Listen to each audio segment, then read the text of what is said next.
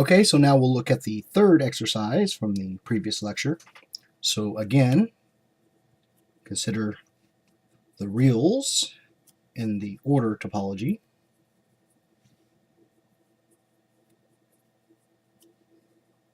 And let the set Y, consisting of the half open interval from 0 to 1, together with the singleton containing 2, be a subset of the reals. Then since the open interval from 1 to 3 is open in the reals, we have that the intersection of Y with this interval, which is the singleton containing the number 2, is open in the subspace Y. Now a basis, script B, for the order topology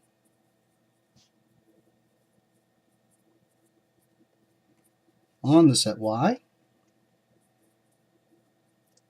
consists of all intervals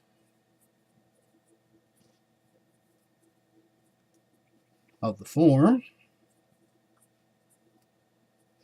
the half open interval from 0 to B, the open interval from A to B, and the half open interval from A to 2 inclusive, where A and B are elements in the set Y.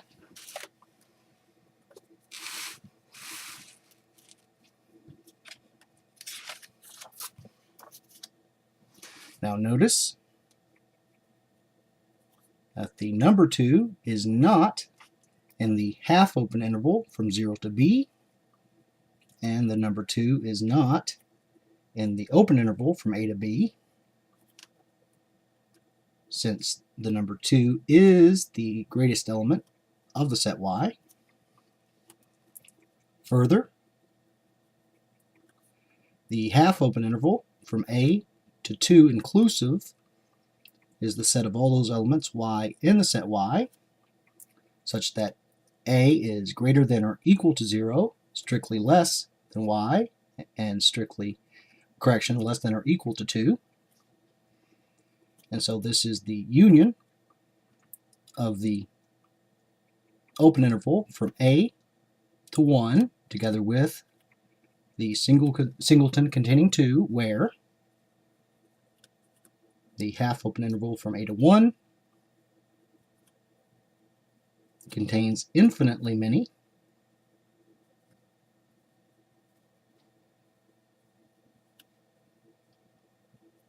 points of the subspace Y.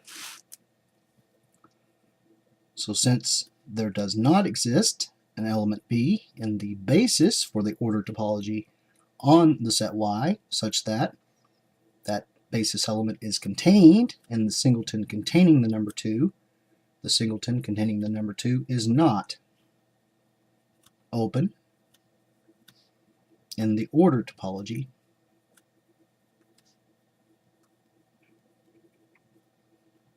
on the space Y. Okay, so next we'll prove a new lemma. So let Y be a subspace of a space X, and let Z be a subset of Y. Then the closure of the set Z in the subspace Y is a subset of the closure of the set Z in the ambient space X. And the interior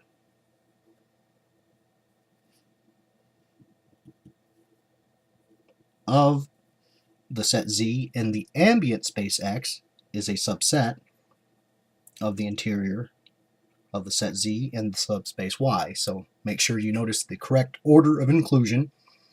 The closure of Z in the subspace Y is a subset of the closure of Z in the ambient space X, while the interior of Z in the ambient space X is a subset of the interior of Z in the subspace Y.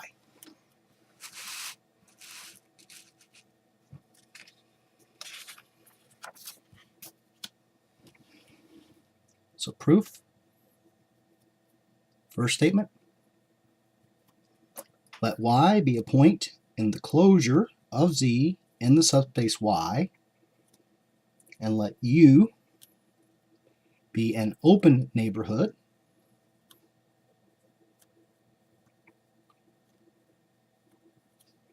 of the point Y in the ambient space X.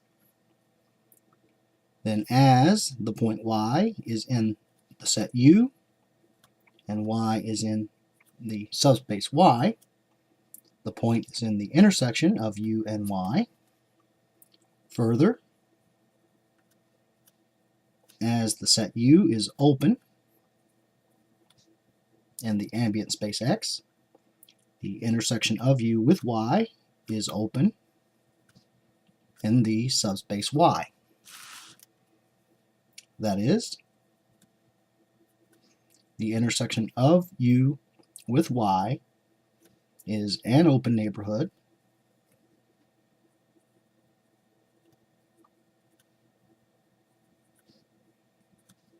of the point Y in the subspace Y.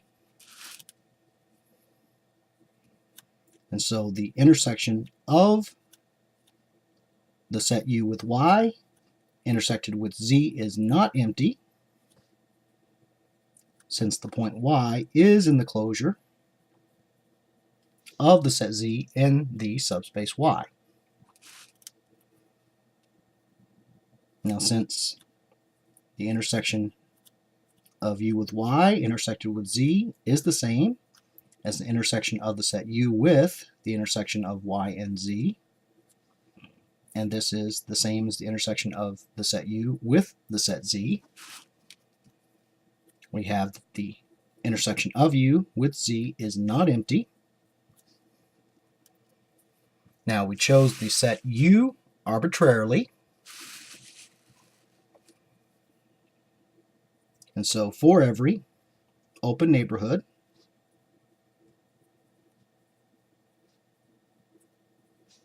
U of Y in the ambient space X, the intersection of U with the set Z is not empty,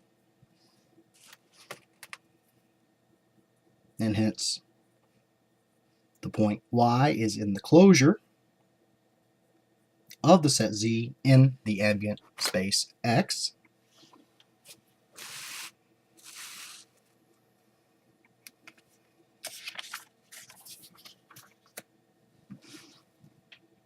And therefore the closure of Z in the subspace Y is a subset of the closure of Z in the ambient space X. So second statement, let X be a point in the interior of Z in the ambient space X. Then there exists an open neighborhood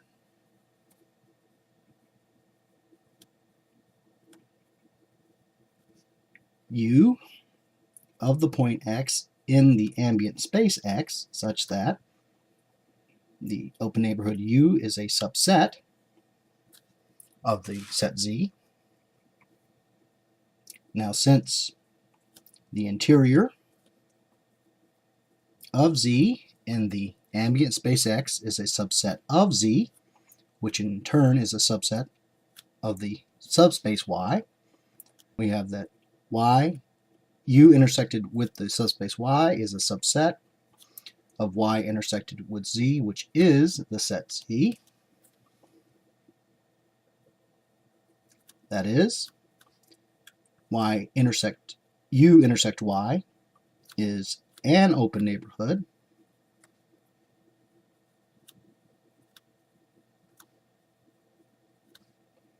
of the point X in the subspace Y, such that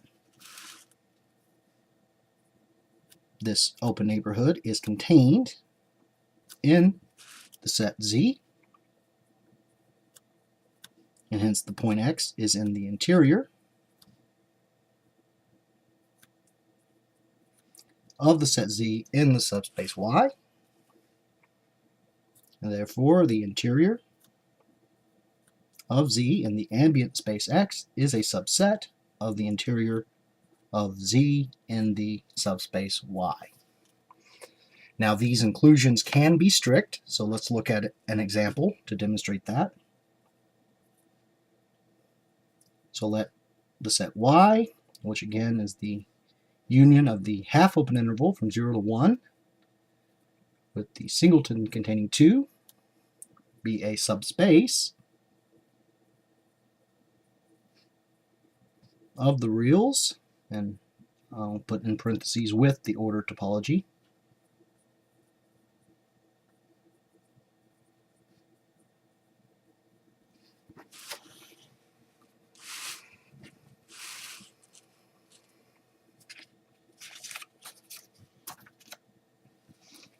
Then, since the singleton containing 2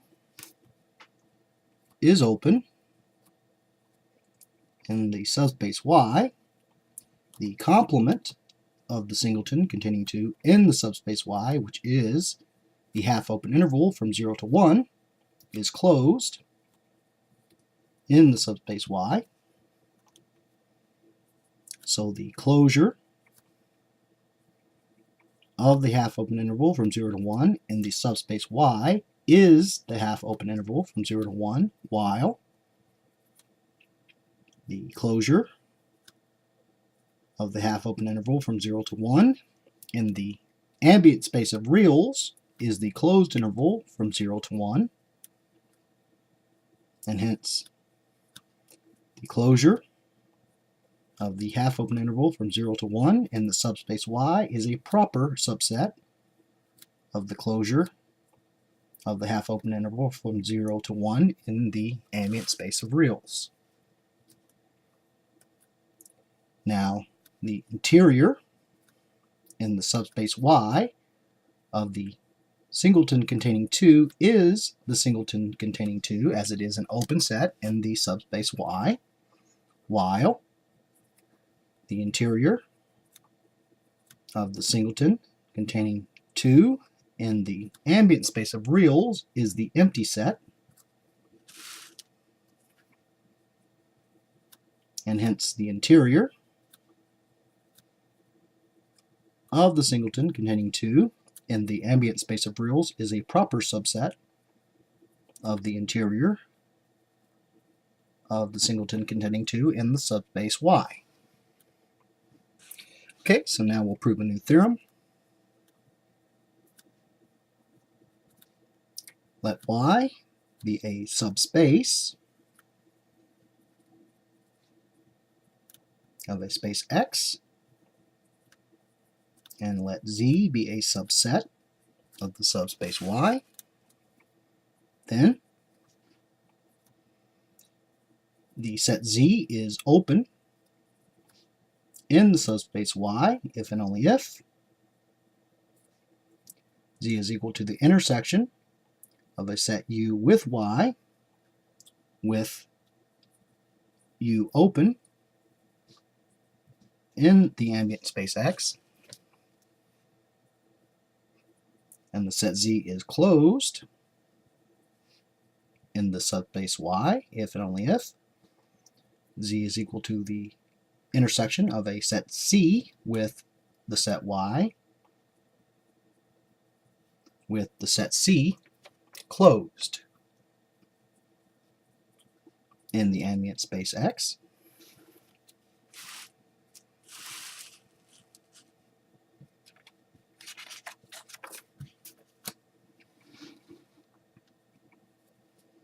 The intersection of the closure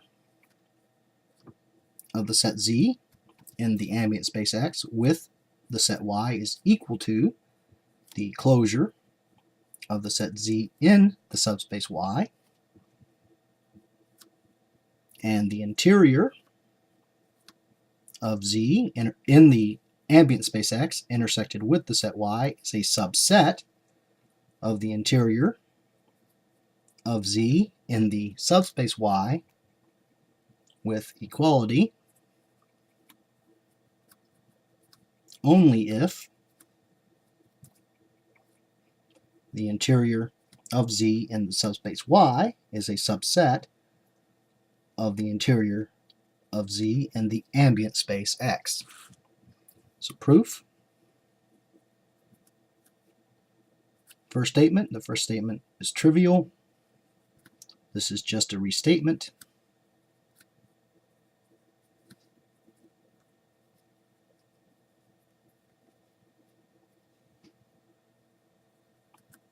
Of the definition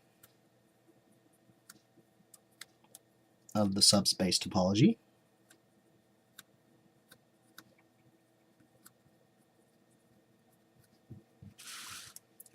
So, second statement.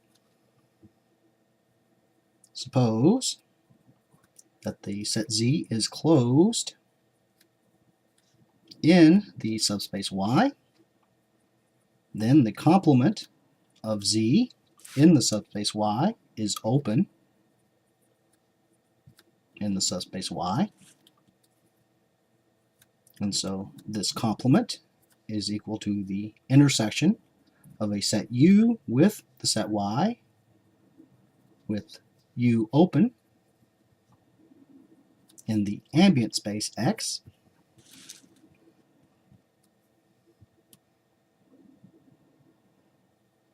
And so the set Z is the complement in Y of the intersection of U with Y, which is the union of the complement of U and Y together with the complement of Y and Y, which is the complement of U and Y.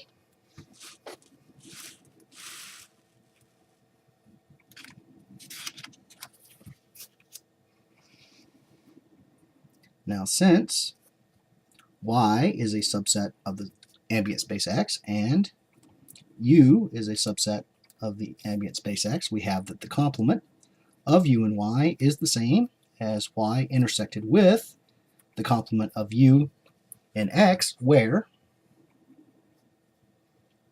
the complement of U in X is closed in the ambient space X. That is, the set Z is the intersection of the complement of U in X with the set Y with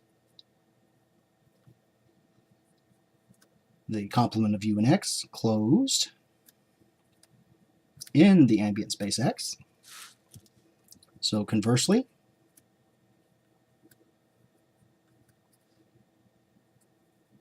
suppose that Z is the intersection of the set C with Y with the set C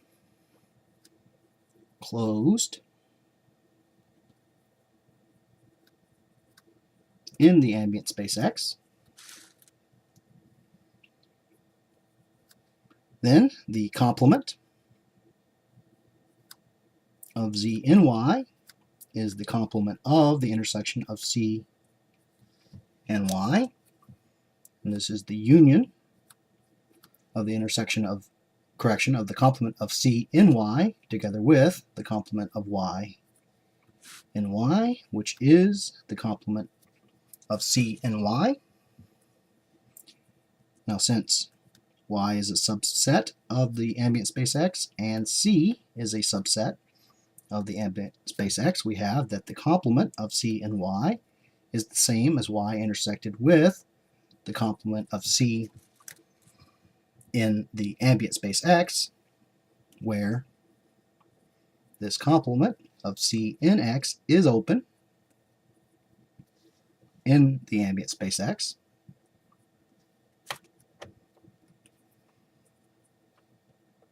And so the set Z, or rather the complement of Z, is open in the subspace Y,